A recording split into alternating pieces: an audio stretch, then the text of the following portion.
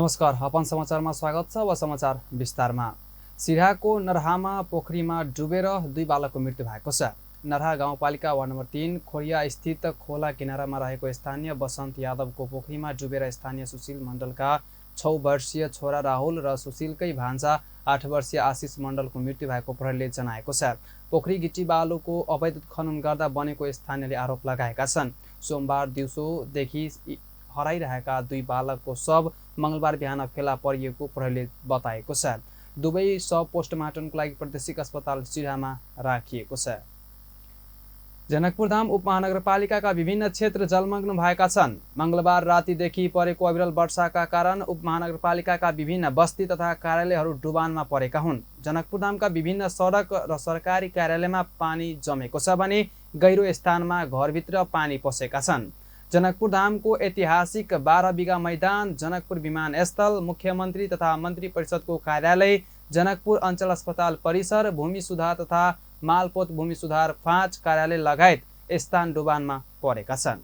भूमि सुधार फाँच कार्यालयमा पानी पसेपछि जनताका महत्त्वपूर्ण कागजहरू भिजेका छन्। एसियाली विकास बैंकको एकीकृत शहरी विकास परियोजनाद्वारा सडक विस्तार तथा नाला निर्माणको काम सम्पन्न भए पनि पानीको निकासा र राम्रै हुन नसक्दा पानी नगरवासीले डुबानमा समस्या खेप्दै आएका छन्। विगतमा नगरको पानीको निकासा जल्लाद र दुधमती नदीमा हुने गरेकोमा हाल आएर नाला सफा नगरेका कारण सो समस्या उत्पन्न भएको स्थानीयवासीको गुनासो रहेको छ।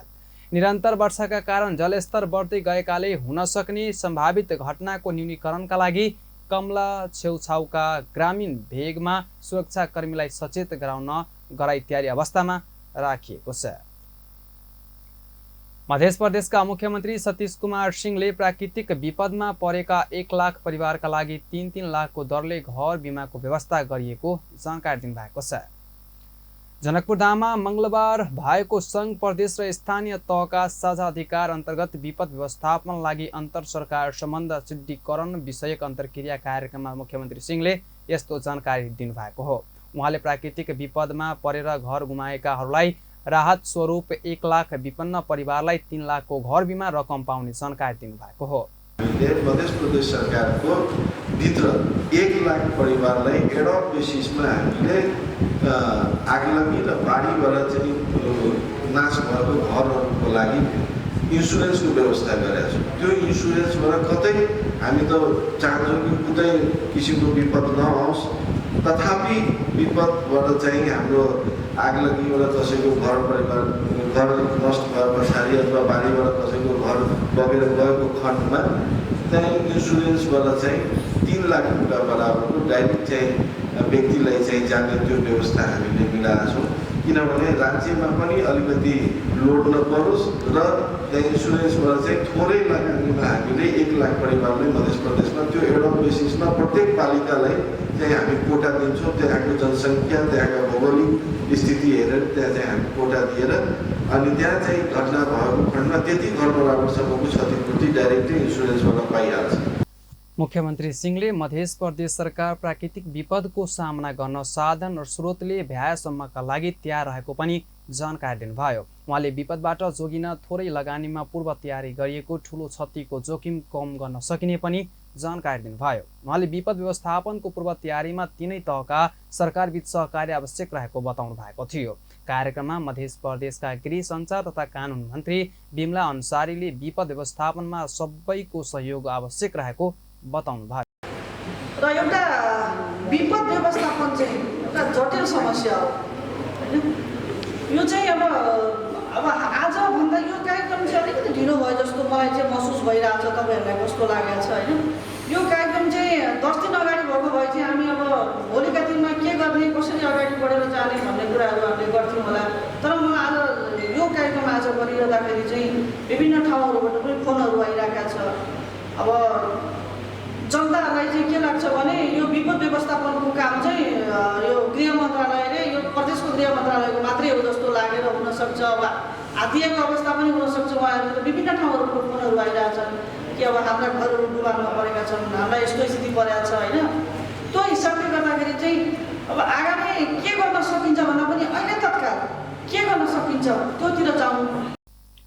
कार्यक्रममा मध्य प्रदेशका अर्थमन्त्री भरत प्रसाद शाह, भौतिक पूर्वाधार विकास मन्त्री सरोज कुमार यादव, स्वास्थ्य तथा जनसङ्ख्या मन्त्री शत्रुघ्न प्रसाद सिंह, वन तथा वातावरण मन्त्री त्रिभुवन शाह लगायत सहभागी भएका थिए। त्यसैगरी 8वटै जिल्लाका प्रमुख जिल्ला अधिकारीहरू, जिल्ला समन्वय समितिका प्रमुखहरू, विभिन्न पालिकाका प्रमुखहरू, नेपाली सेना, नेपाल प्रहरी, सशस्त्र प्रहरी तथा राष्ट्रिय अनुसन्धान विभागका प्रमुखहरूको पनि सहभागिता रहेको थियो। विभिन्न स्थानमा सीसीटीभी जडान गर्न थालिएको छ। पछिल्लो समय जनकपुर धाममा वाडा नम्बर 2 मा 20 वटा र वाडा नम्बर 3 मा 10 वटा सीसीटीभी जडान गरिएको हो। यी दुवै वाडा नम्बरका विभिन्न स्थानमा गरी 30 वटा सीसीटीभी जडान गरिएको छ। यसका लागि वार्ड नम्बर 2 मा 10 लाख र वार्ड नम्बर 3 मा 5 लाख बजेट छुट्याइएको थियो। देख रहल छी वार्ड नंबर 2 के 2080-81 वार्ड स्तरीय बजट अंतर्गत वार्ड के विभिन्न ठाउँ में सीसीटीवी कैमरा जडान भेल अछि। ई सीसीटीवी कई लगी हम सब वार्ड के शांति सुरक्षा के दृष्टिकोण के मद्देनजर करैत अपन वार्ड में 20 ठाउँ में विभिन्न चौक, गली, नगर, टोल सब में शांति सुरक्षा दृष्टिकोण से सीसीटीवी कैमरा जडान कैल अछि। एनाहिते वार्ड 3 में हमर सबके साथी रितेश भगत वार्ड स्तरीय बजट अंतर्गत विभिन्न ठाउँ में वार्ड नंबर 3 में 10 स्थान कैमरा जडान भेल छै। वडा कार्यालयहरूले जडान गरिदिएको यी सीसीटीभीको निगरानी तथा सञ्चालनको जिम्मेवारी जिल्ला प्रहरी कार्यालयलाई दिएको छ। सीसीटीभी जडानले आपराधिक घटनाको न्यूनीकरण तथा अपराधीको पहिचानमा सहयोग पुग्ने धनुषाका प्रहरी उपरीक्षक भुवनेश्वर तिवारीले जानकारी दिनुभयो। चाहिँ डिटरेन्स हुन्छ कि यसले, जस्तो सहरभरि क्यामेरा छ, सीसी क्यामेरा छ भनेपछि अपराध गर्ने मान्छेलाई पनि यहाँ त सीसी क्यामेरा छ, यहाँनिर चोर नहुन्न, यहाँ अपराध गर्नुहुन्न भनेर एउटा डिटरेन्सको काम पनि यसले गर्छ। अझ हामी चाहिँ यहाँ तपाईँ सीसीटीभी क्यामेराको कभरेजमा हुनुहुन्छ भनेर ठाउँ ठाउँमा लेखिदियो त्यो क्यामेराको तल भने पनि मान्छेलाई डिटरेन्स हुन्छ। हामीलाई चाहिँ के हो भने मान्छे अपराधमा फसोस् र हामीले समाउन सकौँ भन्ने होइन कि अपराधमै नलागोस् मान्छे। सीसीटीभी जडानका लागि वार्ड नम्बर 3 का सदस्य रितेश भगतले पहल कदमी गरेका थिए। अवसान व्यावसायिक विश्रामपछि बाँकी समाचार। जस्तो सुकै प्रयोजनका लागि अति उपयुक्त अत्याधुनिक भवन भाडाका लागि खुल्ला छ। जनकपुर धामको अति व्यस्त मुख्य बजार र सडकमा श्री जानकी मन्दिर र श्री राम मन्दिर भन्दा एकदमै नजदिक महावीर चौक सुनारपट्टि जाने मुख्य सडकमा 4 तल्लाको अत्याधुनिक भवन, हरेक तल्लामा 2500 स्क्वायर फिट क्षेत्रफलमा सोचे अनुसारको कामका लागि उपयुक्त भवन। पहिलो तल्ला बैंक, वित्तीय संस्था वा कुनै पनि व्यावसायिक प्रयोजनका लागि अति उत्तम।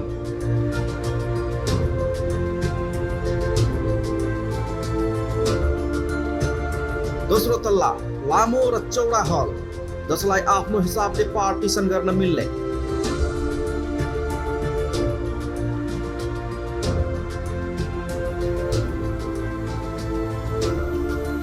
तेस्रो तल्ला स्मार्ट एपार्टमेन्टका लागि एकदमै उपयुक्त।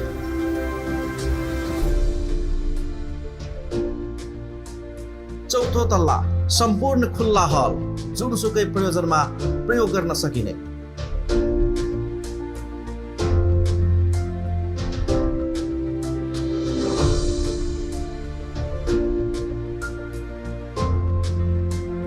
पर्याप्त इलेक्ट्रिसिटी, खाने पानी, लिफ्ट, इन्टरनेट सुविधा, basement parking, motion sensor, security guard सहित हरेक सुविधा सम्पन्न अत्याधुनिक भवन भाडाका लागि प्रतीक्षारत छ। छिट्टै गर्नुहोस्। विशेष जानकारीका लागि कन्ट्याक्ट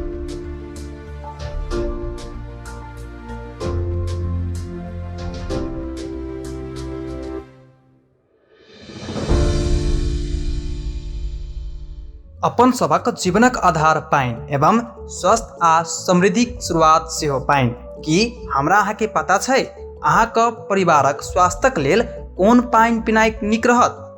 बाजार में रहल अनेको पाइन सँ शुद्ध आ स्वच्छ पीबऽ चाहै छी त गुरु ड्रिंकिंग वाटर चुनू। अहाँके पाइन के उत्तम मापदंड में शुद्ध क के बाजार में पठाओल जाइ छै ताकि अहाँ आ अहाँके परिवार के शुद्ध, स्वच्छ आ सुरक्षित पाइन भेटे।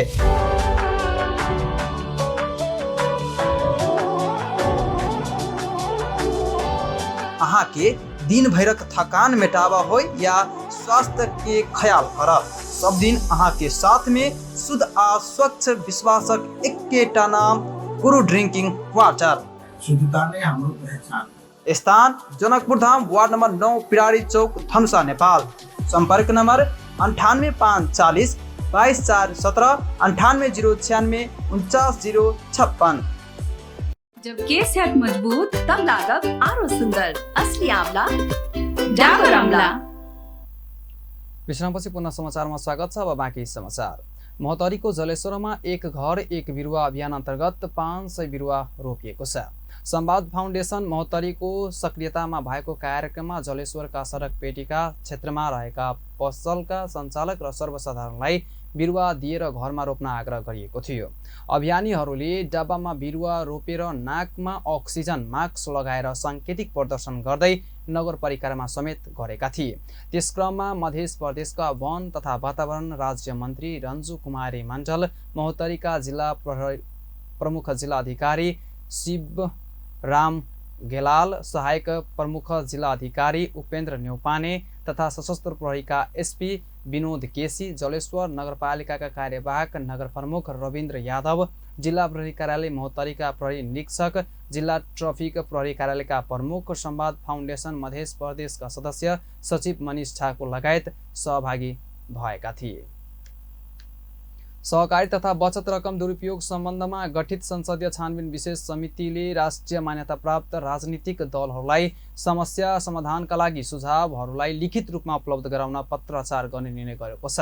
मंगलबार सहकारी छानबिन विशेष समितिले राष्ट्रिय सहकारी महासंघ बचत तथा ऋण केन्द्रीय सहकारी संघ र राष्ट्रिय सहकारी बैंक लिमिटेडका पदाधिकारीसँग सहकारी क्षेत्रसँग सम्बन्धित विषयमा लामो छलफलपछि यस्तो निर्णय गरेको हो। छलफलपछि सञ्चारकर्मीसँग कुरा गर्दै सहकारी छानबिन समितिका संयोजक सूर्य थापाले सहकारी क्षेत्रको बचत अपचल र ठगी तथा बचत फिर्ताको समस्या सम्बन्धमा प्रतिनिधि सभामा प्रतिनिधित्व गर्ने राष्ट्रिय मान्यता प्राप्त राजनीतिक दलहरूलाई समस्या समाधानका लागि सुझावहरू लिखित रूपमा उपलब्ध गराउन पत्राचार गर्ने निर्णय गरेको जानकारी दिनुभयो। नेफ्सकुन र राष्ट्रिय सहकारी बैंक लिमिटेडका पदाधिकारीहरू र कर्मचारीहरूसँग चाहिँ सहकारीसँग सम्बन्धित विभिन्न विषयमा छलफल गरिएको छ। समस्यालाई जस्ताको तस्तै बुझ्न, तथ्य प्राप्त गर्न, समस्याको प्रवृत्ति विश्लेषण गर्न र समाधानका उपायहरू खोजी गर्ने सिलसिला। सहकारी छानबिन समिति छलफलमा सहकारी क्षेत्रका जानकारहरूले सहकारी क्षेत्रमा अहिले देखा परेको सङ्कट र सहकारी क्षेत्रको समस्या समाधान गर्ने बारेमा महत्त्वपूर्ण सुझावहरू दिएका छन्। दुई ठूला दल कांग्रेस र एमाले नयाँ सरकार गठन गर्ने भएका छन्। दुवै दलका नेताहरू बीच पटक पटक भएको कुराकानीपछि सोमबार मध्यराती सत्ता सहकार्यका लागि सहमति जुटेको हो। सहमति अनुसार सुरुमा एमाले नेतृत्व सरकार गठन हुने भएको छ, जस अनुसार एमाले अध्यक्ष केपी शर्मा ओली 1.5 वर्ष प्रधानमन्त्री बन्नेछन्। त्यसपछि बाँकी अवधि चुनावसम्म सरकारको नेतृत्व कांग्रेस सभापति शेरबहादुर देउवाले गर्ने सहमतिमा लेखिएको छ। एमाले अर्थसहित 9वटा मन्त्रालय र कांग्रेसले गृहसहित 10वटा मन्त्रालय लिने सहमति पनि भएको छ। दुई दलबीच 7वटै प्रदेश सरकारमा पनि भागबण्टा भएको छ। 2/3 बहुमत पुर्याउन अन्य साना दलहरूलाई पनि समेट्दा अन्य मन्त्रालय समेत आपसी सहमतिमा भागबण्टा गर्ने प्रारम्भिक सहमति भएको छ। जस अनुसार 3 प्रदेश सरकारको नेतृत्व कांग्रेसले गर्नेछन्, 3मा एमाले सरकार बनाउने भएको छ। मध्य प्रदेशको नेतृत्व मध्य केन्द्रित दलबाट हुने साझेदारीमा जुटेको छ। उनीहरू संविधान संशोधन गरेर निर्वाचन प्रणाली सुधार, प्रदेश सभामा समानुपातिक तर्फको प्रावधान हटाएर प्रत्यक्ष निर्वाचित मात्रै राख्ने, स्थानीय तहको संख्या घटाउने विषयमा पनि सहमति भएका छन्। त्यसका लागि पूर्व प्रधान न्यायाधीशको नेतृत्वमा संविधान संशोधन सुझाव समिति गठन गर्ने पनि साझेदारी बनेको छ। नेपाली कांग्रेसले संविधान संशोधन सहित देशका महत्त्वपूर्ण मुद्दाको सम्बोधन गर्नका लागि कांग्रेस र नेकपा एमालेको सहमतिमा राष्ट्रिय सहमतिको नयाँ सरकार गठन हुने बताएको छ। मंगलबार कांग्रेस पार्टी सभापति शेरबहादुर देउवाको निवास बुढा नीलकण्ठमा बसेको पार्टी पदाधिकारी बैठकपछि सञ्चारकर्मीहरूसँग कुरा गर्दै पार्टीका प्रवक्ता डाक्टर प्रकाशन महतले यस्तो बताउनु भएको हो। उहाँले संविधान सहितका मुद्दाहरूलाई केन्द्रित गरेर सरकार निर्माणमा सहभागी भएको जानकारी दिनुभयो। उहाँले आम नागरिकका समस्यालाई केन्द्रमा राखेर नेकपा एमालेसँग सरकार बनाउने सहमति भएको जानकारी दिनुभयो।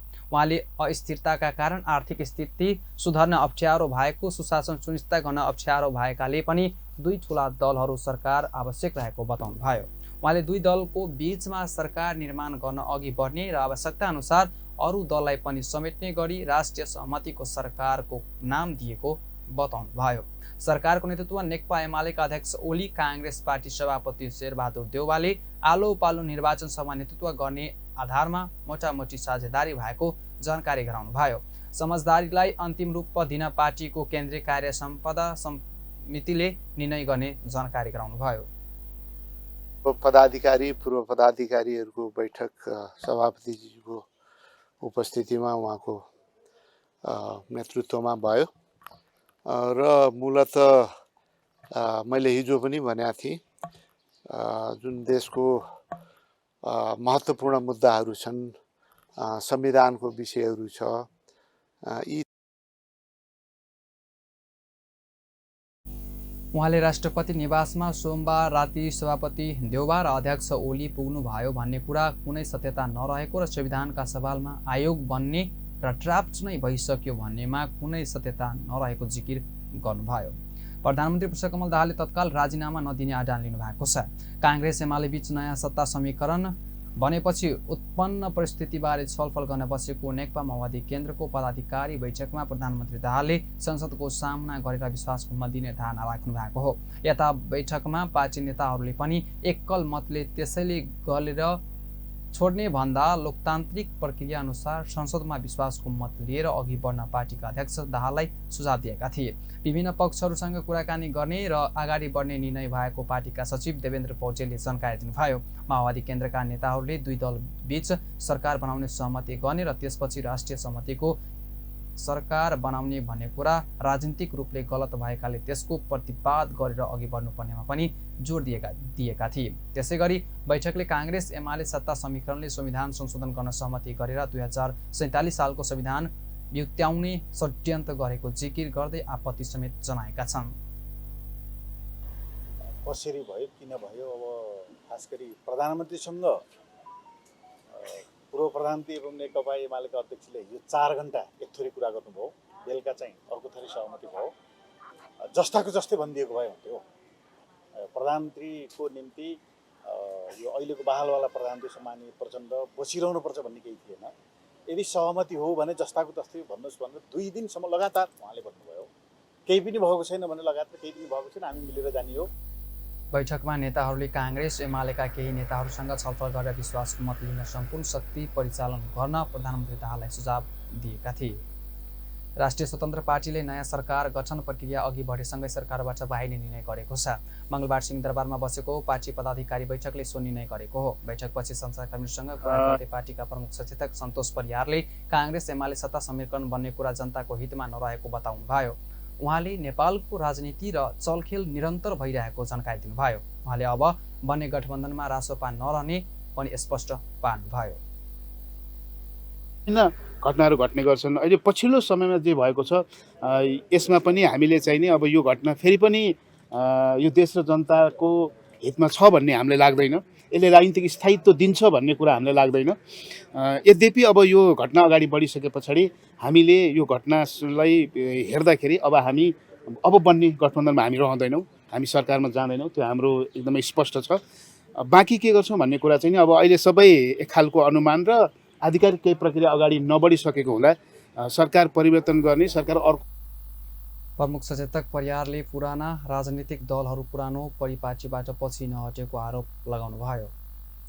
राष्ट्रिय स्वतन्त्र पार्टीका सभापति एवं उपप्रधान तथा गृहमन्त्री रवि लामिछानेले निश्चित व्यक्तिलाई जोगाउन रातारात सत्ता समीकरणमा फेरबदल हुन लागेको बताउनु भएको छ। मङ्गलबार पार्टीको पदाधिकारी बैठकपछि बोल्दै उहाँले यस्तो प्रतिक्रिया दिनुभएको हो। उहाँले आफूले भ्रष्टाचारका फाइल खोल्न थालेपछि रातारात सरकार परिवर्तन हुन प्रयत्न भएको बताउनुभयो। उहाँले भ्रष्टाचारका फाइल खोले पनि एक रात पनि टिक्न नसक्ने गरी सरकार बनाउन चलखेल भएको आरोप लगाउनुभयो। खोजेको केही पनि बुझ्न नसक्ने भन्ने त सबैले बुझेकै कुरा हो नि, तर पनि ठिक छ अहिले मलाई केही पनि भन्नु छैन। अब यसलाई यसको संवैधानिक प्रक्रियाहरू सुरु होला, त्यस पछाडि अरू गर्ने कुराहरू छँदैछ। त्यस कारणले अहिले म यति नै भन्न चाहन्छु कि जुन ढङ्गले एउटा ठुला राजनीतिक दलहरू एउटा लोकतन्त्रका लागि पनि के हुन्छ भने प्रतिपक्ष बलियो प्रतिपक्ष सङ्ख्याका हिसाबले हुनुपर्छ भन्ने एउटा सर्वमान्य एउटा सिद्धान्त छ, जस्तो अवस्था छ।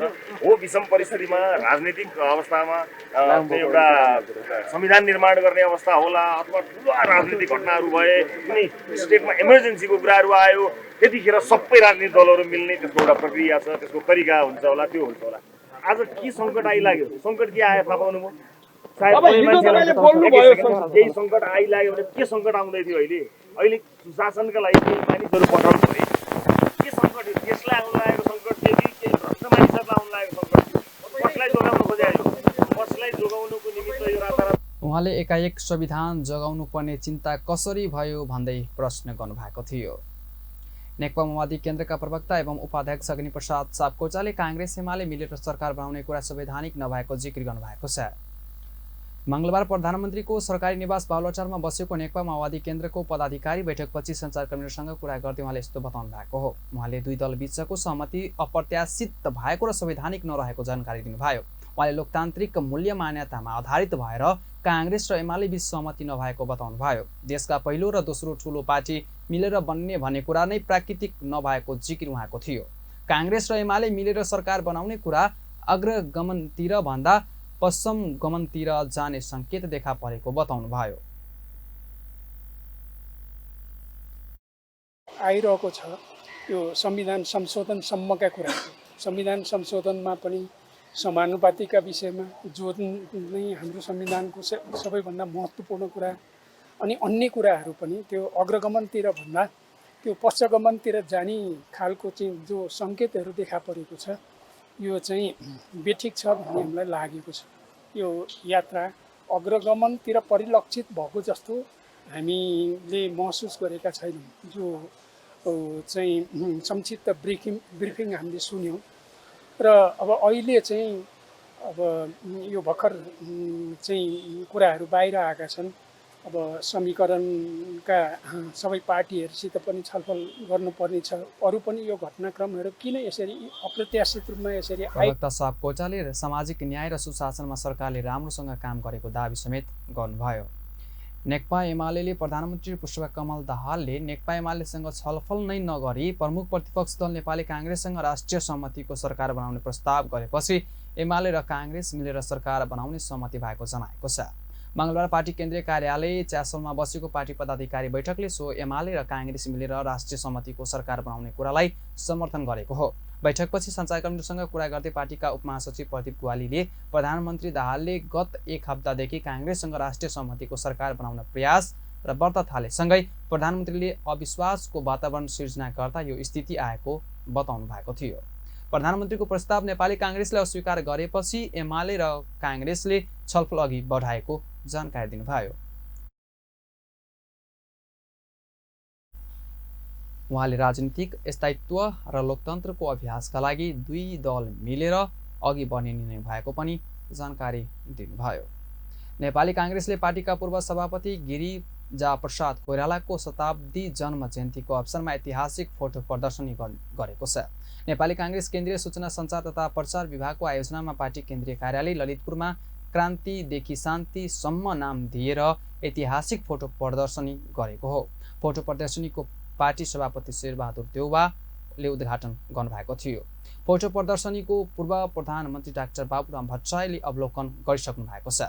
फोटो प्रदर्शनीमा प्रधानमन्त्री पुष्पकमल दाहाल, पूर्व प्रधानमन्त्री केपी शर्मा ओली लगायत सबै पूर्व प्रधानमन्त्रीहरू आउनुहुने प्रचार विभाग प्रमुख मीन विश्वकर्माले जानकारी दिनुभयो। फोटोमा क्रान्तिदेखि शान्तिसम्मको विभिन्न कालखण्डमा गिरिजा प्रसाद कोइरालाको भूमिकालाई अटाइएको उहाँले बताउनुभयो।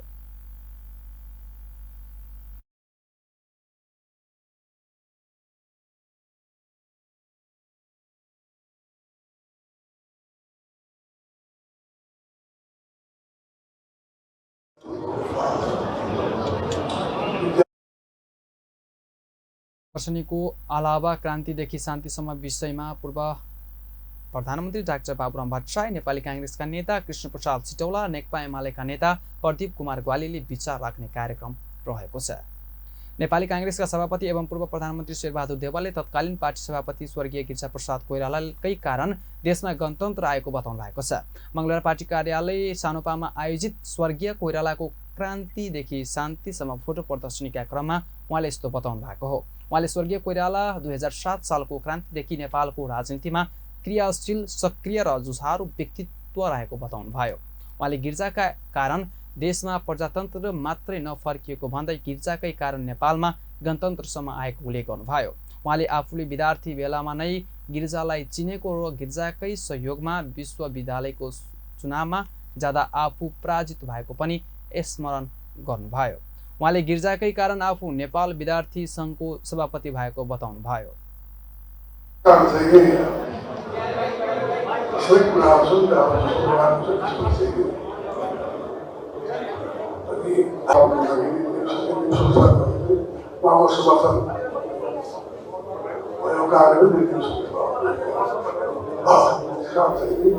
प्रजातन्त्रबाट लडेर गणतन्त्रसम्म ल्याउन सफल भएको व्यक्तिका रूपमा चित्रण गर्नुभएको थियो।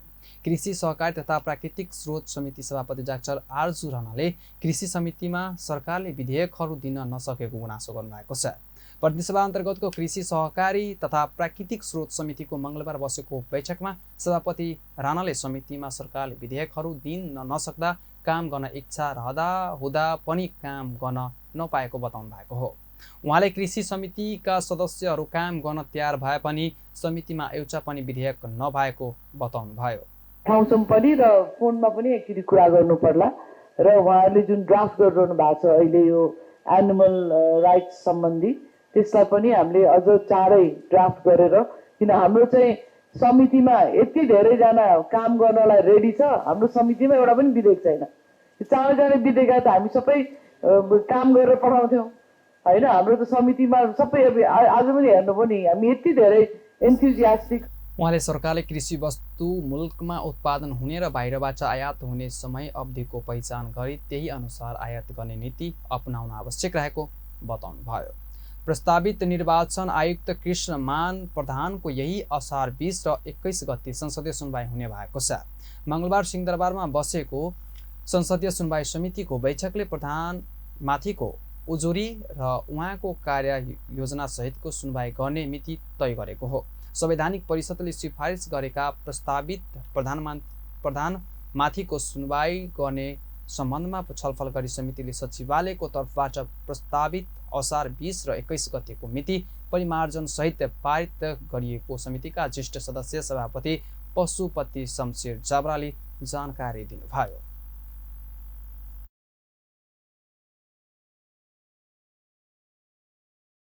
लगायतका कार्य गरी सुनवाई प्रक्रिया सम्पन्न गर्ने विषयका सम्बन्धमा संसदीय सुनवाई समितिको कार्यविधि 2080 को दफा 15 बमोजिम सचिवालयबाट प्रस्तावित कार्यतालिका परिमार्जन सहित पारित गरिदिनु हुन अनुरोध गर्छु। गत असार 2 गते बसेको संवैधानिक परिषद बैठकले रिक्त रहेको निर्वाचन आयुक्त पदमा नेपाल कानुन समाजका कार्यकारी निर्देशक प्रधानलाई सो पदका लागि सिफारिस गरेको थियो भने समितिको असार 7 गते बसेको बैठकले उहाँमाथि उजुरी आह्वान गर्दै 10 दिने सूचना जारी गरेको थियो। निर्वाचन पर्यवेक्षकको रूपमा समेत काम गरिसक्नुभएका प्रस्तावित निर्वाचन आयुक्त प्रधानको नाम संसदीय सुनवाई समितिले अनुमोदन गरेपछि राष्ट्रपतिले नियुक्ति गर्ने संवैधानिक व्यवस्था रहेको छ।